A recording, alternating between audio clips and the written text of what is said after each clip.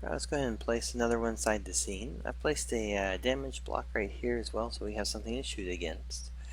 We're going to take a look at the basic properties for the bullet when it comes to how it can react on a hit. So if we scroll down to the icons for the primary projectile here, what we were looking at before was the disable options for for the distance. One of the things we want to do though is we want to say stay on screen, meaning that after the bullet hits, we actually want to still see the bullet. That way we can see a little bit better what happens when we go into our projectile hit side. So we'll say stay on screen right here, and then we'll go to our projectile hit. Now we've got 4 different options to choose from. You can do a stop on hit.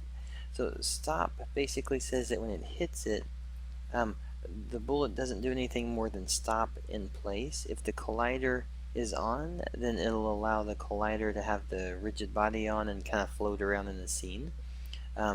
If you have stick on hit, then it's going to stick and actually parent to whatever object it hits.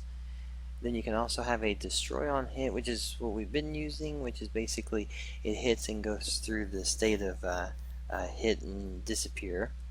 And then nothing means that it's going to hit the object, apply the damage if it can, and then just continue going on the way through. Alright, so we'll have those 4 different types to use for it. This first one though, stop on hit, we'll look at 2 different ways it can be used for it. So we'll just click on the stop on hit for a moment.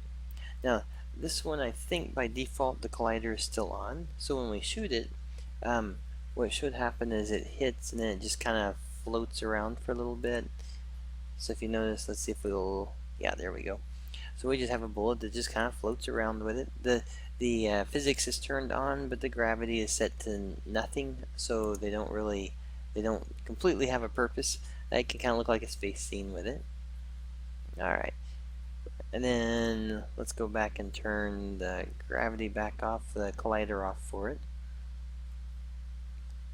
So now if I scroll back down to our projectile for the primary here, on the option for collider, if we actually turn the collider, there's a turn on after hit. If we actually have it not turn on after hit, but just leave it off, then when it hits, we'll go back into here and shoot again.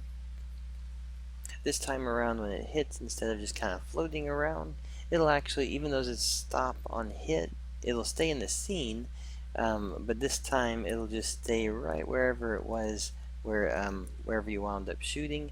It'll just stay there, and then you can walk past them. There's no collider on it or anything. Alright, so this can be the stop on hit with the show in-game after hit and collider off.